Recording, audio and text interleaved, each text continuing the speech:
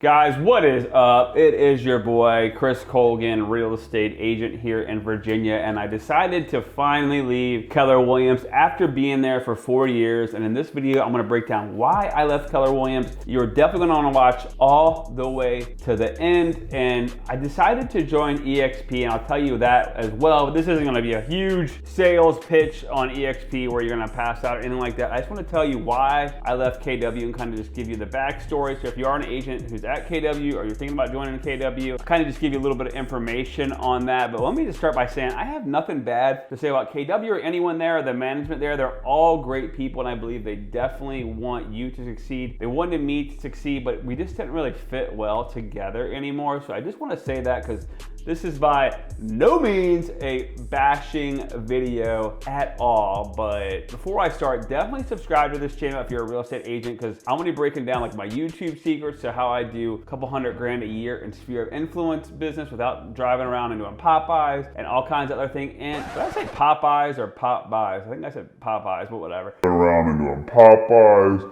And without me doing Zillow leads or Realtor.com leads and spending a bunch of money or anything like that, but let's get right into it. Is part of the reason I left was the last few conventions or family reunions I had went to, and even like hearing other agents speak around Keller Williams, like I felt like if you didn't have some type of huge team, you didn't really mean much to them. And what I mean by that is like Gary Keller would have a mastermind I'd hear about, but you had to have a certain amount of income commission coming in. And look, me, I have one buyer agent and 2 staff. Like I'm not gonna have $4 or $5 million, commission years. I mean, I wish I did, but I'm not gonna have that where I can get into a mastermind. Or when I would go watch people on stage at some of these family reunions or trainings would come around, the people there would have, more people on their team than went to my high school. Yeah.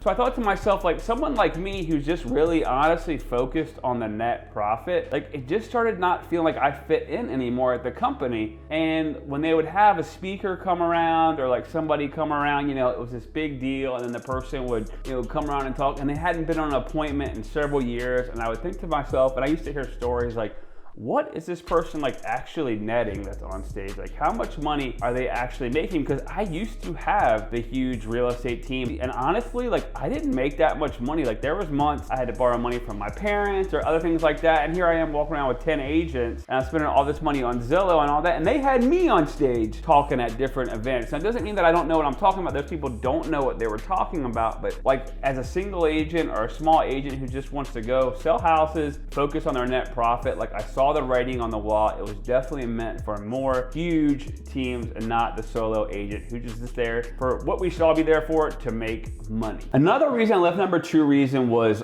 upper management. Now I don't mean like I had a problem with upper management where I'm at, but every year, even though I kind of don't really pay attention, and I should, I would get an email from Inman, and it would literally be like, Keller Williams fires CEO, or whoever it would be. Keller Williams fires VP. Keller Williams fires this person leaves. Like I felt like every year something was crazy, like somebody was leaving, Gary Keller would step down, or Gary Keller would come back in charge, and so, and there just really wasn't a lot of stability. Now for someone like me, that doesn't really, bother me too much or like affect my business that much. But when you think about it, it starts to trickle down to the region owners or the franchise owners and all that. And I used to always think, what is up that they're constantly getting rid of like all these different people? A year or 2 ago, I guess they started introducing command, and anytime I would go to them with like a problem and I was like, hey, I want to sell some more houses, or I want to do this, or I want to like do that. I have Boomtown, by the way. They would say, well, you're not in command. You got to do command. You got to do Facebook leads. And I would say to them, well, first of all, I'm not going to give you all my data, right? Like, why would I give you all my customers' information? Because if I leave, that leaves you guys open to contacting all those people. And second of all, like this thing is terrible. Like I don't even know how to work it. I'm tech savvy. I can't work it. My team can't figure it out. I've heard so many bad things about it. And like, it just never really took off. And when you did it, it was a lot of Facebook leads. And to me, stuff like that, like the Facebook leads and all that, just never were really that great. And so they would tell me, well, so-and-so in the office got 50 Facebook leads off command, and they would be going, giving a speech about it or talking about it at the local team meeting. And then I would call that agent person and I'd be like, look, you got 50 leads off of Facebook from command. Like how many of those actually have converted to an appointment or a sale? And it was always 0. So I knew Facebook leads really didn't convert, and this was what they were constantly constantly pushing, and command was what they were really pushing. And command, maybe one day they'll get it there, but it's still not there. And to me, they got to really figure that out to keep people around, and they got to get some stability in the upper management part. Third thing I'll tell you is I started seeing that people at EXP or even like Real Brokerage or some of these other brokerages, and one thing I really, part of the main reason I joined Keller Williams was the profit share, and I really appreciated any money I made. I don't think I ever made more than like $500 in 1 month, and I remember when I would get the check for 500 or 600, whatever it was, I was super excited, super appreciative, but I did bring on a lot of agents there. I'm not gonna lie to you, whether they were team members or I brought on a couple people out in Seattle that knew somebody that I knew, and I never really saw big money. Then we went for a long period of time where the office, I believe, don't quote me on this, was not profiting. And like I started getting a little frustrated because what would happen would be, right, like if you're on my team and the cap at KW, I'm just gonna throw a number out there, is 24,000, and an EXP it's 16,000, and whatever, this company it's 12,000, like, and you recruit somebody, like more than likely they're not gonna stay because the cap at KW was so much higher, right? So as soon as I dipped out, the profit share was gone. But what I really sort of think about was if I joined EXP or whatever company I joined and they had something similar and the cap was, you know, competitive, and that person decided to leave, or they just weren't happy with the team they were on, or maybe they were working with me and they weren't happy, more than likely though, they would stick with EXP where I'm at, because if they dip out, they're gonna lose their own profit share, or they're not gonna get a better cap than what they're getting at EXP. So for me, like, it just didn't make sense. So the profit share never really took off. And then I remember there was somebody that I used to always, it would always kind of town around on stage, and you would hear them talk about how much they made from profit share, and they were like one of the top people around my area for profit share, and I believe they made around like 70,000 a year, which is like nothing to sneeze at. But I would see some people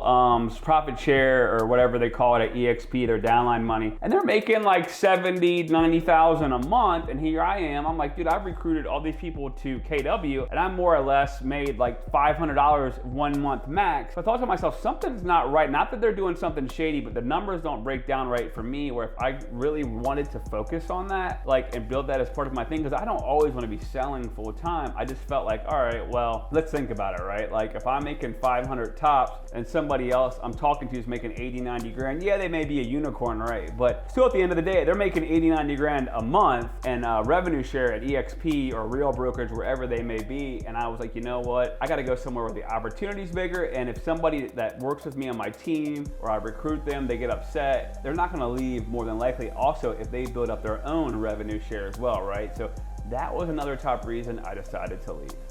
The next reason would be, like, honestly, like another reason I had joined KW was, and it's kind of funny, right? Like the Millionaire Real Estate Agent has always been a book that I've admired. I really tried to build out the 33 touch and all that. Well, for several years, they've been saying like, hey, you know, a new Millionaire Agent was gonna be coming out. We would have all this new stuff, and it like never came around that, but that really wasn't like too big of a deal. But I noticed more and more like the trainings and masterminds were not really like happening as much. And if they did, like there was an agent that held one in my local marketplace, and it was like how to get listings. And so I remember I jumped on it and I was like, let me see what this guy's doing. And he was saying he was doing a ton of cold calling and all that. And that's not me, like I'm not a cold caller. But anyways, I was like, let me hear it out. So I sit through the guy's like online class, watch through the whole thing. And I ended up like looking the guy up, and he was in another part of the state. And I think he had listed like 4 houses in like the last 12 months. So I thought to myself, you're having somebody teach a class to new agents on how to get listings, but yet they only listed 4 houses last year. Like that would be me, you know, teaching you how to slam dunk a basketball. Like it's just, I would be the last person you would want to ask that, right? So believe I can fly. I thought to myself, like the training is definitely going downhill. And then when I would go to talk to them and say, well, hey, like, what do you guys think? They'd always tell me, you know, pull out the Millionaire Real Estate Agent. Like, what does it say? Well, let's be honest, that book has gotta be 18 years old. And things have changed a lot in the last 18 years. Now, there's some of the principles and all that apply in it for sure. Are there people that still use that book that are selling a hell of a lot more houses than me? Of course. But like to me, the last 18 years, the business has changed, and to always kind of point to that, obviously for me, like just wasn't one of the main reasons. Like stick around, and the training just wasn't as good. Now again, the thing with KW is like each region, each locality is different. So, you know, this could just be my area, and I get, they're great people. I have nothing bad to say about them, but this is just what I saw from the top bottom. So like in your region, maybe KW is the greatest thing ever, or your area, but it just wasn't for me as it used to be. I see like the EXP being a better like, you know, opportunity grower for me, like more things, more opportunities, like as far as like, I'm still gonna sell, right? Like that's my number one thing. That's how I make money. I do YouTube videos, I do Sphere of Influence, I do a ton of Instagram. I just built my Instagram up for sneakers of all things to like 60,000 followers, which has been a lot of work, and I'm doing that now for my real estate page as well. Like I'm gonna be teaching you guys like all of that as well. And like if you have any questions on EXP, definitely schedule a call with me and I can talk to you more about it. Like I'm not gonna shove it down your throat. I'll maybe show you a video or two on kind of why I joined. And if you join under me, you'll be part of my coach here, Lars Hedenborg's group as well. So I hope you enjoyed the video. Definitely comment below your experiences. And maybe I'm wrong, you know what? Maybe things turn around and I was just like, you know, not seeing things right, and KW is the greatest thing ever. But who knows? Maybe I go back there. You know, you never know. But I felt like I should make a video. I'll be posting a lot more on this channel as well. So as always, I'll see you at the top or from the top. Peace.